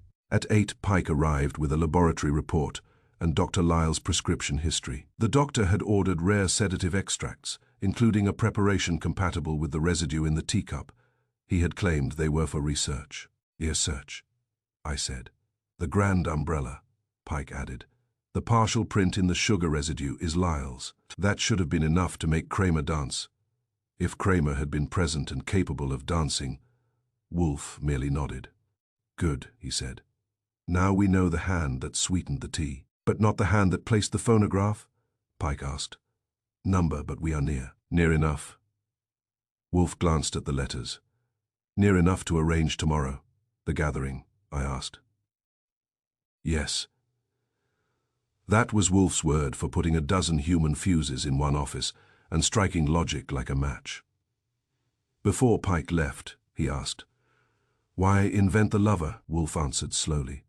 Because Mrs. Ma needed a witness who could not be bribed, frightened, seduced, or killed. She created one from her own hand and voice. The murderer understood that. He did not merely kill her body. He used her invention to guide her to death. Pike's jaw tightened. That's worse than poison. Yes, Wolf said. It is intimacy. After Pike left, I lingered by Wolf's desk. So Lyle poisoned the tea, I said. Yes. And used her private myth to time the death. Yes. But who set the scene? The record, the phonograph, the mirrors, the automaton. Wolf closed his eyes. The person who knew that Evelyn would obey a voice she had created. Clara Hensley, she knew the method. Lyle, he knew the body. Vellum, he knew the room. Deanna, she knew the house. Ray, he knew Marion. Wolf opened his eyes, and one of them knew all. I looked at the letters, the man who wasn't there. No, Wolf said. The man who wasn't there was harmless. It is the person who put him there that concerns us. I went to my desk and typed the notes. Evelyn Ma had not laughed with a ghost, nor with a secret lover, nor with a murderer standing in the ferns. She had laughed with herself. Her own voice doubled, delayed, and returned to her at the exact moment when trust became fatal. She had built a companion who could not betray her. Someone else had taught him how. Chapter 10. The final Echo Rowan closed the case with no killer to name. She was murdered, he said, but the killer made her seem to stage her last audience. The second laugh was hers, returned from memory like a ghost on cue, on Riddle Street. Sometimes the voice that answers you is your own. That was Pike's version, and it had the merit of being almost true. Wolf's version took longer, cost more, and annoyed more people, which is how one recognizes the genuine article. The office was full at 11. Julian Vellum sat like carved ivory. Diana Vellum watched everything with bright, unsentimental eyes. Stephen Ray looked bruised by memory. Clara Fox had brought grief with her and held it in both hands. Clara Hensley sat very still, as if motion might shatter the mirrors she carried inside her. Dr. Lyle was present under protest, and Inspector Kramer had come because the word closed had been mentioned, and he distrusted it. Wolf had the letters on his desk, the record beside them, and the cracked teacup in its ugly box. He began without courtesy. Evelyn Ma was murdered with uncommon patience. Kramer exploded at once.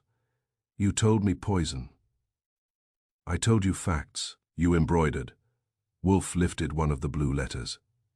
Mrs. Ma wrote to herself. She created a companion, signed M. She recorded her own laughter for weeks. She arranged a final scene in Mr. Vellum's conservatory, using the record, the phonograph, the scarf, and the note. Clara Fox whispered.